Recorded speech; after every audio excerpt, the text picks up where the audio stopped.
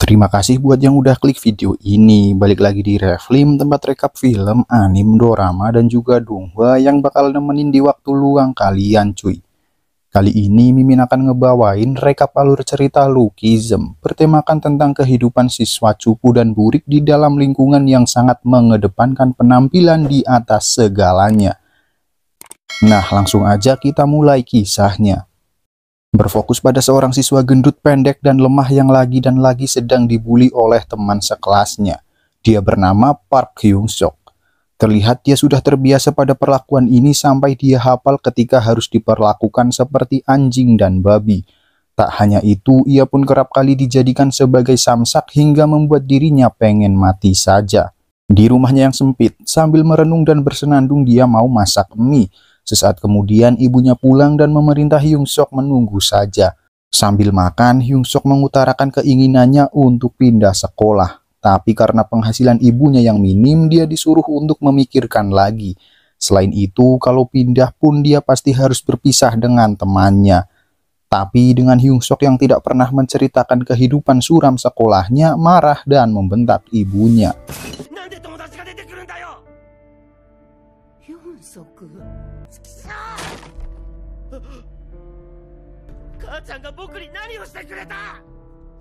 Keesokan harinya, waktu jam pelajaran olahraga akan dimulai, menunggu guru datang, Hyung Sok dijadikan sasaran tendang terlebih dulu, di mana yang tepat mengenai mukanya dianggap menang taruhan. Pada tendangan pertama si Taesong secara refleks dia menghindarinya, barulah di tendangan berikutnya oleh anggota klub bola Hyung Sok terpental akibat kencangnya bola melesat. Karena itu, Taesong pun kesal dengan cuma tendangannya yang dihindari, berakhir membuat Hyung Sok dihajar habis-habisan sampai ketika tanpa diduga-duga ibunya muncul menghentikan kelakuan Taesong. Lalu Hyung Sok pun disoraki teman-teman sekelasnya karena anggapan kalau dia adalah bocah pengadu. Tak tahan dengan itu, Hyung Sok malah membentak ibu yang mencoba melindunginya dan terus berlutut pada Taesong. Pulang ke rumah, sadar pada tingkah biadab sudah membentak ibunya, dia sedikit tidak enak membuka pintu. Namun di balik pintu sang ibu sudah menunggu, lanjut menceritakan soal kunjungannya ke sekolah, yang mana bermaksud untuk merundingkan kepindahan sekolah Hyung Sok. Dan karena ibunya ada kerjaan, dia pun disuruh ngekos sendiri membuatnya tak kuasa menahan air mata.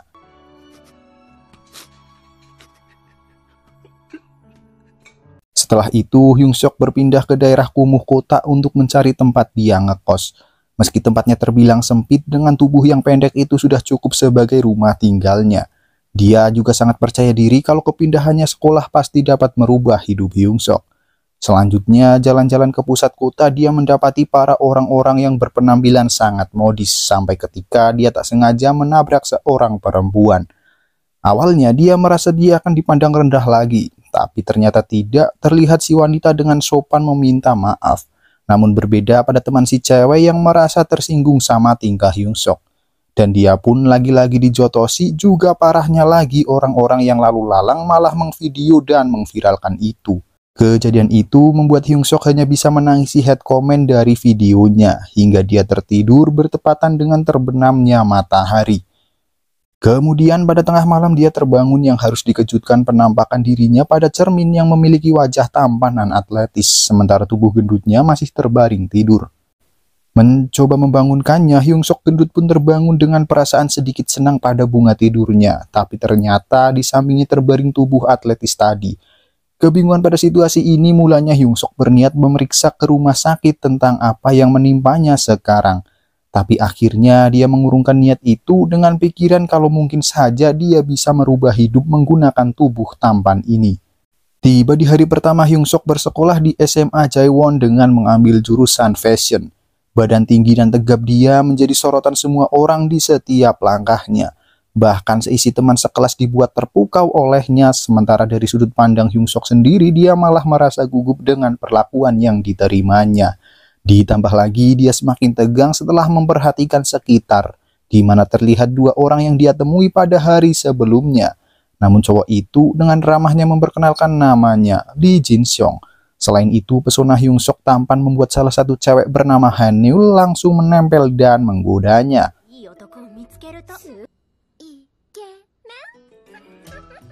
Kesal dengan para wanita yang tertarik ke Hyung Sok, ramah tamahan Jin Seong berubah seketika jadi kobaran api cemburu ketika tahu kalau gebetannya Mi Jin juga terlihat tertarik dengan Hyung Sok. Bahkan ketika istirahat, Jin Seong terus melirik ke arah Hyung Sok dengan tatapan sinis. Terus ketika jam pelajaran dimulai lagi, Hyung Sok yang kelelahan setelah mengetes dan membiasakan diri pada tubuh atletisnya, akibatnya dia pun tertidur dan terbangun kembali di tubuh gendutnya. Meskipun dia berusaha semaksimal mungkin untuk menidurkan tubuh aslinya, semua itu tak berhasil. Sampai ketika tubuh gantengnya dibangunkan oleh Hanyul.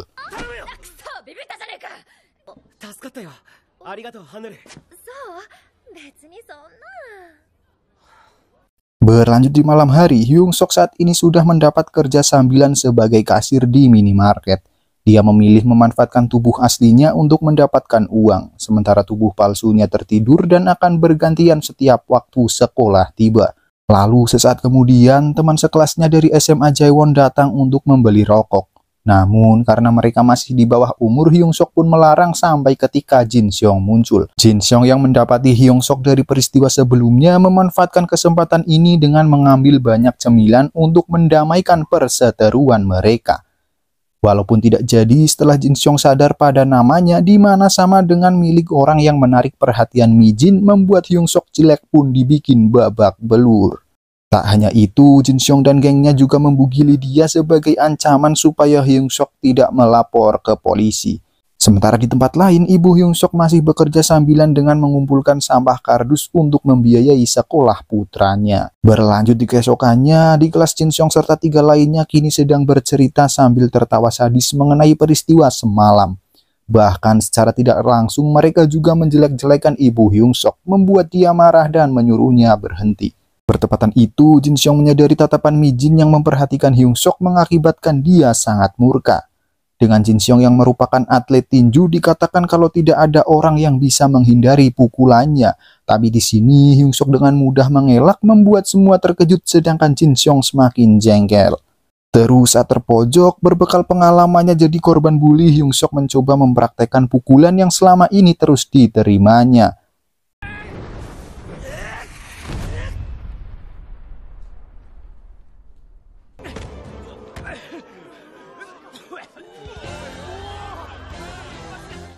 Berkat jejaring sosial, tak lama gosip mengenai kekalahan Jin Seong dengan cepat menyebar ke jurusan lain, hingga ke kelas vokal dan kelas arsitektur yang berisikan sebuah geng bernakel dengan Basko sebagai pemimpin.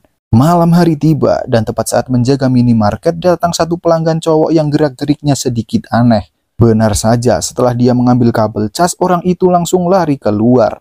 Hyung Sok pun mengejarnya sampai di sebuah gang kecil. Di sana sudah ada 3 sekawan dari geng Jin Seong yang rupanya menyuruh cowok tadi buat ngutil. Emang dasarnya suka ngebully, buat seneng-seneng mereka nyuruh kacungnya buat gebukin Hyung Sok. Sampai ketika Basko muncul dan merintah 3 orang biadab itu untuk pergi. Ternyata si maling tadi adalah Park Ji Ho, teman satu kelas Hyung Sok. Dan mereka berpisah setelah Basko berpesan pada mereka untuk menyampaikan ke Hyung Sok tampan agar tidak sombong.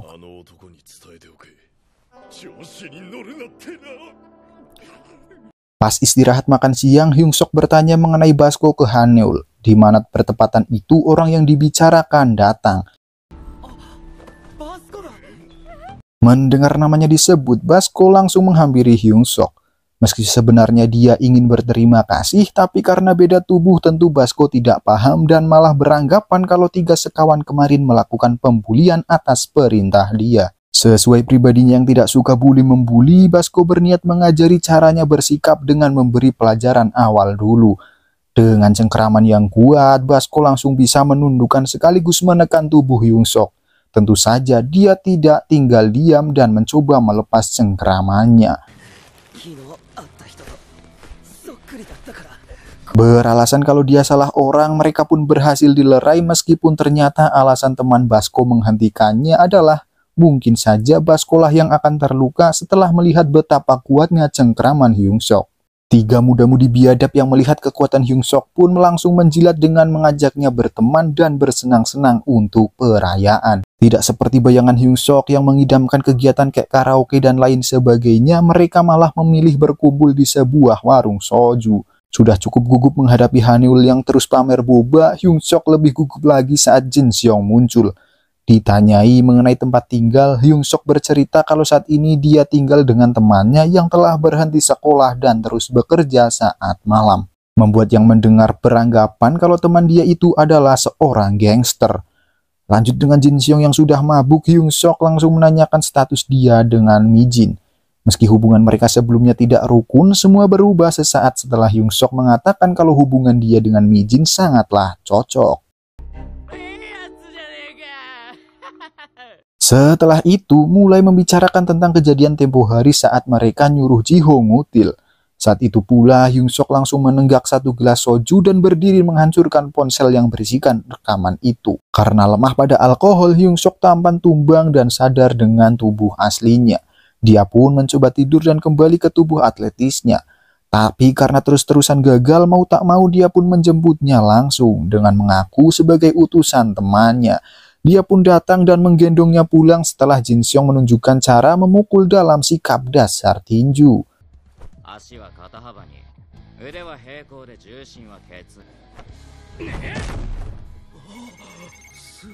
Di hari berikutnya, tanpa memberi kabar sebelumnya, tiba-tiba saja ibu Hyung Sok datang ke kosan. Mengejutkan dia yang baru saja pulang sekolah. Untung saja tubuh asli yang sedang tidur tidak dibangunkan olehnya. Kemudian mereka pun berpindah tempat untuk ngobrol di sebuah kafe. Membicarakan masa lalu Hyung Sok, si ibu ditraktir kopi dan meminta supaya Hyung Sok tampan mau terus akrab dengan Hyung Sok burik. Hendak pulang, ibu meminta izin untuk membawa sampah kardus yang ada di kafe.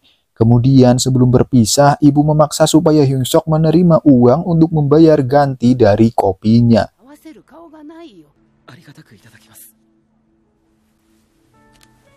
Barulah setelah itu, Basko yang ternyata terus mengamati sedari tadi muncul. Dengan menurut pandangannya, kalau dia baru saja memalak ibu Hyung Sok burik, Basko pun terus berusaha merebut duit itu. Sedangkan dari sudut pandang Hyung Sok sendiri, saat ini Basko lah orang yang mau memalak dirinya. Karena tekadnya untuk berubah, tentu Hyung Sok menolak menyerahkan duit dari ibunya. Dengan begitu cepat serangan dilancarkan dan juga cepatnya refleks Hyung Sok mengelak, akhirnya dialah pemenang dari perkelahian yang didasari kesalahpahaman ini.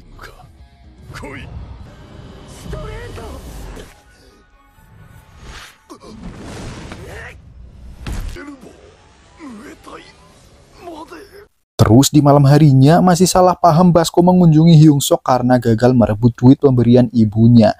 Di samping itu, Basko juga menyarankan agar Hyung Sok melatih tubuhnya yang tentu saja membuatnya kebingungan.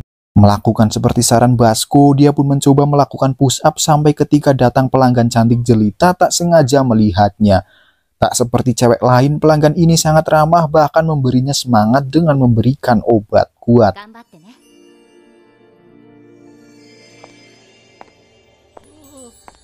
Kembali sekolah, semua siswa langsung tertuju pada Jaehyol dengan segala kemewahan yang menempel dari ujung rambut sampai telapak kakinya. Berbeda dengan Hyung Sok yang terus memakai pakaian dan sepatu usang, karena itu menimbulkan keinginan ngebully pada beberapa NPC yang iri dengki sama dia. Di mana selalu dikerubungi ciwi-ciwi meski tidak berpakaian modis. Sementara di tempat lain, seluruh geng bernakel digemparkan berita tentang kekalahan Basko saat berkelahi melawan Hyung Sok. Bahkan dia sampai tidak masuk sekolah, meskipun aslinya bukan karena sakit, melainkan karena dia sedang memperbaiki layar HP-nya yang pecah. Namun untuk menenangkan bernakel, Beomjae pun menambah cerita orisinil darinya, walau masih tetap ada yang tidak puas. Beralih ke Hyung Sok yang tengah berjalan bersama Ji-ho melewati kelas vokal. Tak sengaja dia melihat adegan perundungan, tentu setelah Hyung Sok mengalami hal serupa, dia pun menegurnya. Hampir saja perkelahian pecah, untung saja guru tiba bertepatan itu. Waktu jam sekolah usai, ibu Hyung Sok menelpon mengingatkan tentang ulang tahunnya besok, yang juga didengar oleh Jaehyol. Karena itu, di hari berikutnya mengingat Jaehyol juga mendengar gunjingan para NPC pada penampilan Hyung Sok, dia pun memberikan kado supaya dia bisa berpenampilan modis. Di mana nyatanya, beberapa dari kado Jaehyol ini didapatkan setelah merebut milik geng bernakel yang tadinya berusaha membalas dendam ke Hyung Sok. Dan besoknya saat NPC tengah bersiap mempermalukan Hyung Sok, mereka dibuat tak berkata melihat setelan Hyung Sok yang penuh dengan merek ternama. Ditanya dari mana dia dapat semua itu, ia berkata kalau itu hadiah dari seorang teman yang nampaknya membuat Jaehyol sangat puas dengan itu. Sedangkan di tempat lain, Deokhwa dan Hobin sedang mengikuti audisi. Berbekal segala macam ide lirik yang selalu terlintas di kepalanya, Deokhwa ingin mencurahkan semua isi hatinya yang selalu dirundung setiap hari. Tapi hanya setelah melihat foto Deokhwa, si produser langsung menolaknya dengan alasan kalau pemenangnya sudah ditentukan. Tak mau menyerah, Deokhwa masih mencoba peruntungannya dengan mendaftar dan tampil di festival SMA Jaewon. Tapi saat Jim Hobin, pelaku utama dalam pembuliannya, tahu soal itu, dia langsung merobek kertas formulir pendaftaran Deokhwa, terus memperlakukannya sebagai kacung. Lagi dan lagi Hyung Sok menegurnya. Bertepatan itu, Jin Seong dan Basko muncul membela Hyung Sok, membuat Hobin tak berkutik terus memilih pergi. Setelah itu mencoba membantu Deokhwa, tapi karena dia merasa adanya perbedaan kasta, Deokhwa memilih langsung pergi. Hal yang sama juga terjadi di keesokannya, saat Hyung Sok mengembalikan formulir yang sempat disobek Hobin, di mana jawabannya malah menyuruh dia untuk menjauh yang berprasangka buruk kalau Hyung Sok pasti punya tujuan tertentu saat membantunya, seperti halnya Hobin. Sedangkan dirinya bertekad untuk terus memperjuangkan mimpinya meski harus diinjak-injak seperti idolanya Eminem. Berlanjut ketika Hyung Sok tak sengaja melihat poster festival. Juga bertepatan itu pula Haneul menyarankannya untuk ikut juga. Tapi tidak pernah terbayang dalam dirinya untuk tampil dan bernyanyi di hadapan banyak orang. Terus dia pun lanjut membersihkan kelas sambil bernyanyi seorang diri yang tidak sengaja didengar Deokhwa dan langsung mengajaknya ikut festival bersama.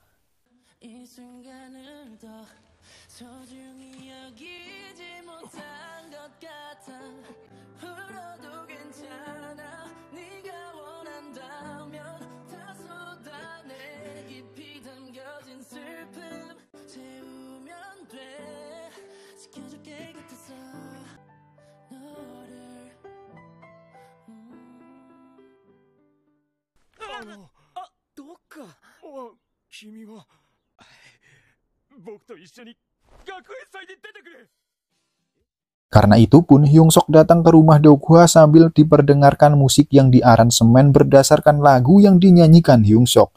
Sementara di posisi Hobin, gini dia dipercayakan lagu dari penulis lirik terkenal sekaligus survei pasar, di mana kalau banyak yang suka, lagu ini juga akan menjadi debutnya. Berlanjut ketika jam istirahat, Hyung Sok, Deokhwa, dan Jiho mendengarkan demo lagu untuk penampilan mereka. Tapi karena kemampuan vokal yang terbilang sangat amatir, mau tidak mau Hyung Sok pun harus berlatih setiap harinya. Karena itu pula lah setiap shift kerja malamnya dia mencoba berlatih dan terus menghafal lagunya yang tak sengaja didengar cewek cantik sebelumnya. Rupanya hal itu berhasil membuat kemajuan latihannya meningkat begitu pesat. Waktu pulang, Deokhwa dan Jiho bertemu Hobin dan kawan-kawannya terus memerintahkan Jiho untuk memukuli Deokhwa.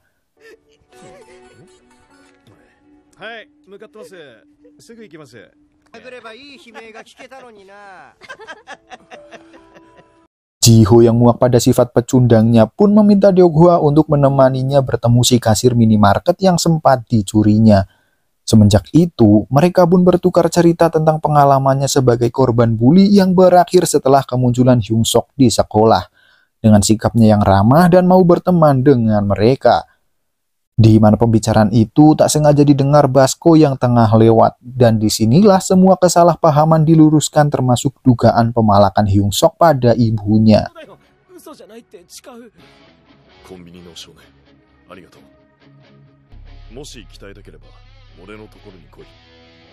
Dan setelah dilakukan gladi bersih, masing-masing kelompok hari festival diadakan tiba. Terlihat begitu banyak stand didirikan dari setiap jurusan. Sementara itu, Hyung Sok secara kebetulan melihat wanita cantik yang ditemui saat bekerja dan mencoba mengejarnya. Ciwi bernama Choi Sojung ini yang tadinya berniat nonton konser sekarang sudah muak setelah melihat kelakuan mayoritas murid yang memperlakukan orang kurang good looking dengan semena-mena. Setelah terkejar menyapa seperti sudah sering bertemu, Hyung Sok baru sadar kalau mereka belum pernah jumpa dengan mode glowingnya. Karena itulah Jong Geon sebagai pengawal menyuruh Hyung Sok menjauh dan menghajarnya. Tepat saat itu pula Basko muncul membantu. Tapi meski begitu, berpegang teguh pada pendiriannya, Basko tak mau melawan orang yang berkacamata, meskipun harus bonyok dulu. Untung saja dengan Basko dan Hyung Sok yang sudah ngos-ngosan, Sojung menghentikan pertikaian ini dan berlalu pergi. Selanjutnya tiba waktunya acara utama. Setelah penampilan Hobin yang berhasil memukau seluruh penonton, saatnya konser penutup dari karakter utama kita. Namun sebelum itu, Deokhwa mendapat hadiah 1 pukulan di perut dari Hobin. Hal tak mengenakan juga ditunjukkan si MC acara yang terlihat sangat mendiskriminasi Deokhwa. Awalnya pembukaan lagu dari Hyung Sok terbilang kacau, dengan dia merasa sangat gugup. Karena itu, Deokhwa mencoba membuka lagu dengan rap berkelasnya. Barulah semua orang dibuat tak percaya pada lagu yang dibawakan dua kombinasi yang cukup kontras ini.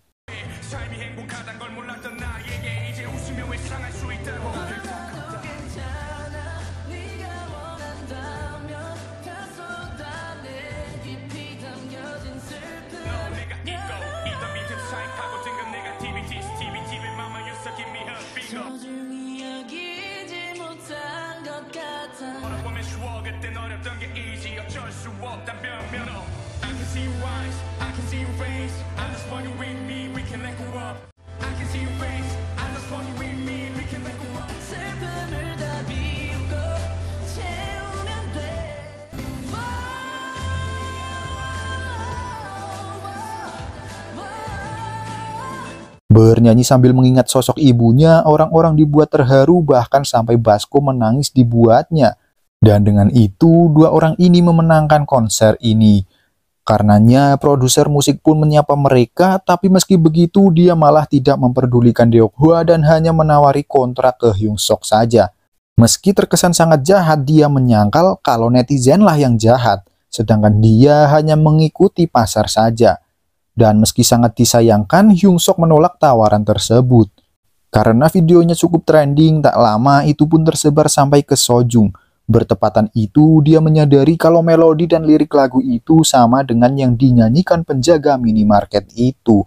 Barulah dia memiliki prasangka kalau Hyung Sok mengalami hal yang serupa dengannya, di mana terlihat tubuh berwajah kurang menarik tengah terbaring di tempat tidurnya. Dan cerita pun ditutup dengan menampilkan Hyung Sok yang mulai menjalani hidupnya dengan damai.